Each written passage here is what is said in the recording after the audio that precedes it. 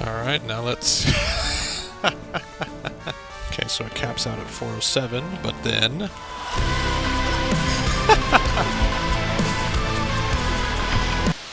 So, the Auramaxxing Soldier build. You're going to want to start off with On Me, of course, so your biotic field sticks to you, and then you'll get Back Off, so it does damage to enemies. Past round 3, I get the biotic Bullseye, because realistically you're not going to be able to run at people and kill them, so you're going to need to be shooting some, unfortunately. You can't just kill them with pure aura. So this helps increase the duration by getting crits. I guess if you can't aim, you could get track and field first, and then you can just sprint all the time and reset the cooldown that way. I tend to do biotic bullseye and then track and field. For abilities, obviously, anything that boosts your biotic field, so rapid response radius and battery pack are a must. I tend to get Champion's Kit once I'm able to afford it. The other things that I get for synergy and survivability are Iron Lung, which is the overhealth for sprinting, and then, that's on ability. Lumerico Fusion Drive, because that gives you ability power plus armor for survivability, and when you use ability, it restores your armor. The last slot, it depends on how the game is going. What I've been using is Catalytic Crystal, because that gives you more ability power, but also you're going to be farming your ult faster, because damage and healing grants 20% more ult charge, and you're going to be damaging enemies and healing teammates. If you are dying a lot, then perhaps Martian Mender, which gives you more health, cooldown reduction to help keep your biotic field up more, and then also restores 3% of your life. I'm still kind of playing around with it, and it is pretty silly, so if you want to just max out the silliness, you could put as much into ability power as possible and just sprint at everybody, but yeah, I wouldn't recommend doing that. I realized I should probably go over, the early round stuff as well. So, since, obviously, you're not going to have the full set of powers, basically first round, you're just going to be playing normal soldier, and since you can't damage with your biotic field, you shouldn't be stacking ability power just yet. First round, I've just been doing the regular weapon power boosts, whatever you prefer to use. And then second round, same thing really,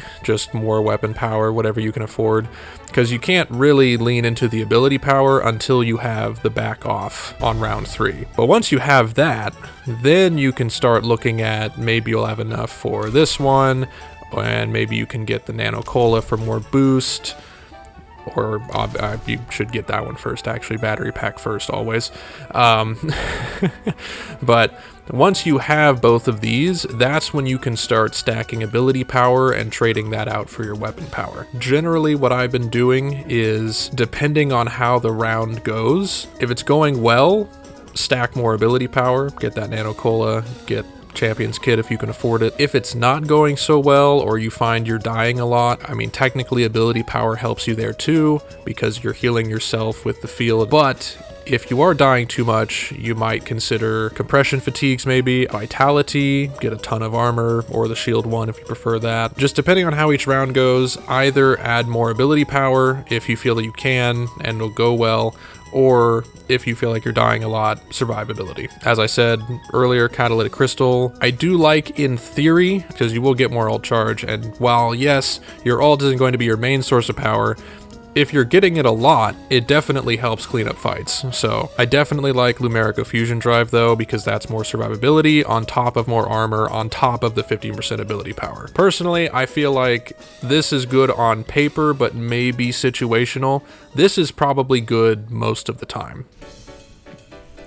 As far as strategy goes, you're basically taking Soldier and making him more of a tanky frontline character, and because you'll be healing and damaging, you can actually just stick by your tank and help them win the tank fight, because you'll keep them up and you'll be damaging the other tank as well as putting out your own damage to help. I think because this build is so silly, that's kind of the only proper way to do it, because if you play Soldier the way you typically would, you're not really going to be maximizing your biotic field upgrade. You kind of have to be the little mini tank up in the front line with your actual tank, which, for better or worse. If they do have an Ana, I would say depending on who your tank is, you might just not even want to bother.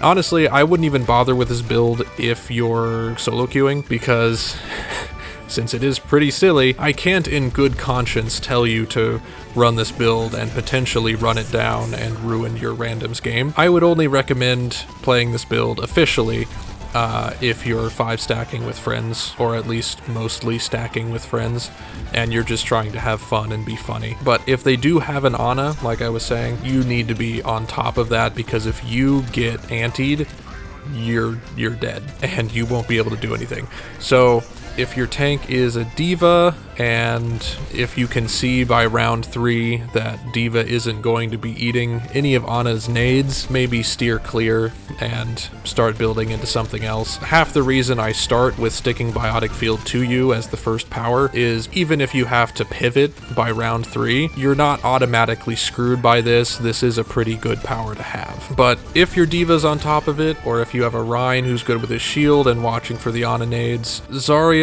probably isn't going to be as good, because while she can cleanse herself, unless there's some power that I don't know of that lets her bubble cleanse teammates, you know, she could be good with her bubbles. She might be able to see what you're doing and help keep you alive if you get antied, but general rule, I would say if you see they're running it on at the beginning of the match, I would go for a more typical soldier build. Other than that, the only other person at the moment who can anti you is Junker Queen's ult, if I'm remembering correctly. Just watch out for that. You really need to ult track her, otherwise she's going to anti you and you're going to die. This build, it is goofy, but it has potential. I've made it work a couple times. Granted, those could have been team diffs. One of them for sure was. But yeah, since you are so stacked into ability power and nothing into weapon, the later in the match that it is, you really need to be committing to the goofy playstyle to make it work, because otherwise you're going to be off on a flank and you're not really going to be doing too much except being annoying from a distance, because you're not really going to be able to kill anything by yourself. You're going to have to pick up eliminations with damage that your team's already done. But yeah, that's it for the build. Let me know what you guys think. Please don't use this if you're solo queuing. It's probably not going to go well, but you know, Stadium's a goofy game mode anyway, so maybe, if you're still in Rookie or Novice, why not? Also, subscribe for more goofy builds.